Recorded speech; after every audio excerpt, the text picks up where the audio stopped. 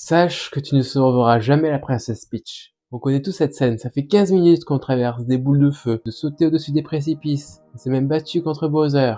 On arrive enfin à la dernière salle du château, le cœur battant. Et là, le Toad vous dit « Merci Mario !» Mais notre princesse est dans un autre château. Sur le coup, c'est frustrant. Puis on sent l'arnaque, hein. Mais aujourd'hui, j'aimerais partager avec vous une idée peut-être un peu plus folle. Et si c'était la meilleure chose qui pouvait arriver à Mario? On passe notre vie à courir après la princesse Peach. Ce diplôme, ce salaire, cette maison, ce succès. Et on se dit quand je l'aurai, je serai enfin heureux. Mais la vérité, je vous le dis maintenant, c'est que le bonheur ne se cache pas dans ce château. Et donc on va voir pourquoi on sauvera jamais la princesse Peach. Et pourquoi c'est aussi la clé pour kiffer ta vie. Et le problème avec le château, c'est que c'est une fin. Et une fois que Mario a sauvé Peach, qu'est-ce qu'il fait? Il rentre chez lui, il s'assoit, et le jeu s'arrête. Puis une fois que le générique a défilé, le vide complet. Alors dans la psychologie, on appelle ça l'adaptation hédonique. C'est ce moment où on a enfin obtenu ce qu'on voulait tant que notre cerveau s'adapte et s'y habitue en quelques jours. Par exemple, tu voulais tant ce téléphone, et au bout de quelques jours, c'est un objet normal. Donc si on vit seulement pour ce château, vous passerez 99% de votre temps à souffrir en fait. Car cette récompense ne dure que 1% du temps. Pour le coup, n'est-ce pas une mauvaise équation? Regardez bien Mario. Pourquoi on aime jouer à Mario? On va pas se mentir, c'est pas pour voir l'écran de fin, mais c'est pour le saut millimétré. La musique du niveau 1. Cette sensation de glisse. Et c'est aussi réussir des passages difficiles. En résumé, le bonheur, c'est le processus.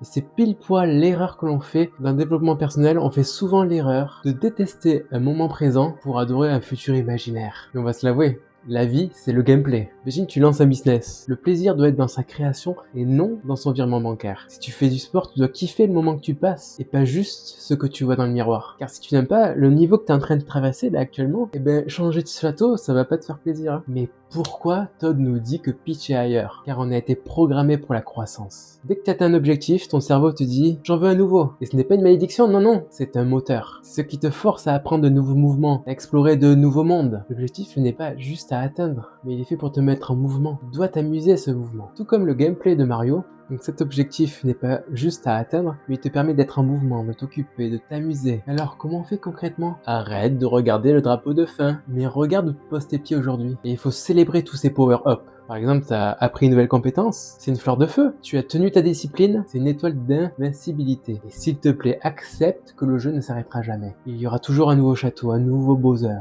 Et en vrai, c'est génial, parce que l'aventure continue. Et donc, la prochaine fois, quand tu auras l'impression de ramer, de galérer, souviens-toi Mario, souriez au Toad qui vous dit « mais non, c'est dans un autre château encore » et repart de plus belle. Car le vrai trésor, c'est le joueur que vous êtes en train de devenir. Dis-moi en commentaire quelle est ta princesse Peach en ce moment. Et est-ce que tu es en train d'aimer ton niveau en ce moment? N'oubliez pas de liker la vidéo s'il vous plaît pour l'algorithme, de vous abonner et je te dis à très vite dans le prochain Level Up.